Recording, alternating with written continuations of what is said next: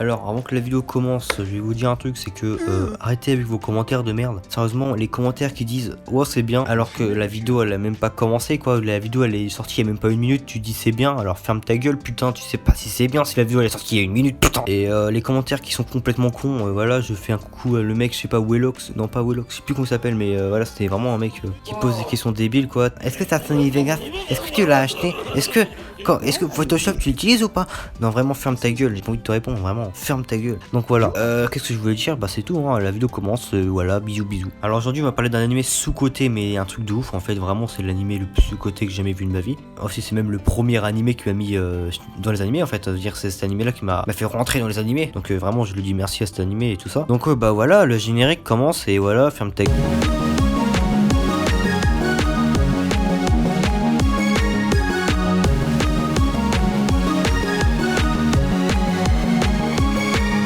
Alors ça parle de quoi? Nagino Asukara. Alors déjà avant de dire ce qui se passe en fait, bah je vais vous mettre dans le contexte. Parce que c'est un anime fantaisique et les animés fantaisiques ou fantaisistes, ou je sais pas comment on dit ça, voilà quoi, faut se mettre dans le contexte parce que tu vas pas comprendre ce qui se passe en fait. Bon, on est dans un monde où il y a deux types d'humains, deux sortes d'humains comme tu veux, je m'en fous. J'explique. Alors, il y a des humains qui peuvent vivre sous l'eau et des humains qui peuvent pas vivre sous l'eau. Voilà, déjà c'est un peu dur quand même. Voilà, si tu mets pas ça dans la tête, je comprends pas, putain. Et en fait, les deux types d'humains, en fait, ils s'aiment pas du tout. Genre, ils se voient, ils ont envie de se frapper la gueule. Maintenant que vous avez mis dans le contexte, on va parler de l'histoire. Donc voilà. Notre héros qui s'appelle Ikari, pas comme dans Yakari, non. Ikari, un mec qui peut vivre sous l'eau, hein, c'est comme tous ses amis, hein, Manaka, Kishisaki et Kaname. Bon, Kaname, le Makabe, hein, le Makabe.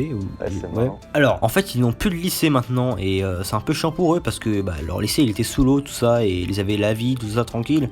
Mais là, ils ont plus de lycée, donc bah voilà, ils sont obligés de venir à la surface avec les humains, normal. Enfin normal, c'est raciste hein, parce que après c'est voilà quoi. Mais comme je vous l'ai dit, les humains qui sont sous l'eau et les humains qui sont à la surface, bah ils s'aiment pas trop. Alors imaginez le bordel que ça va foutre. C'est un anime romance. Alors en fait c'est plus de la romance que n'importe quoi en fait. Non mais ouais je sais pas.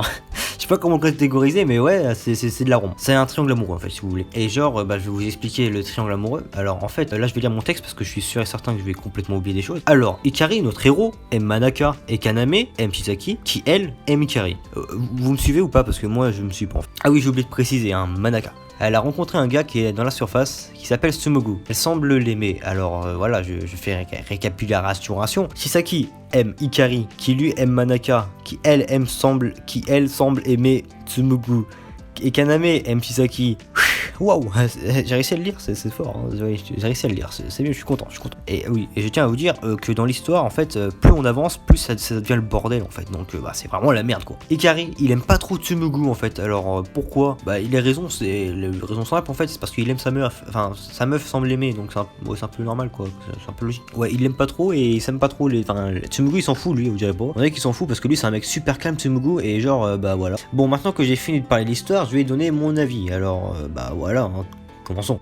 Alors Nagino Asukara fait partie de mes animés préférés. J'ai bégayé à préférer quand même, je suis une grosse merde. Parce que en fait, Nagino Asukara c'était mon premier animé, enfin plutôt l'animé qui m'a fait connaître la Japanimation. Et je l'ai bien aimé aussi pour sa romance qui est un peu bordélique, hein. Oui, elle est bordélique, mais bon. J'ai aimé School Days, donc je peux pas ouvrir ma gueule, hein. Voilà, c'est bordélique aussi. Regardez ma vidéo School Days d'ailleurs, elle est bien. Voilà, donc bah c'est presque tout ce que j'ai à dire en fait, parce que bah j'ai rien d'autre à dire en fait, c'est voilà. Ah aussi, ça c'est une vidéo qui date je sais pas. Et voilà. En fait, la vidéo, elle n'est pas sortie auparavant parce que j'avais mis ma tête. J'avais fait une face reveal en fait. J'ai absolument rien d'autre à dire. Donc, bah voilà. J'espère que vous avez aimé cette vidéo plutôt sympathique, plutôt sympatoche, comme dirait personne dans ce monde parce que je suis une grosse merde. Et puis voilà. Voilà. Salut!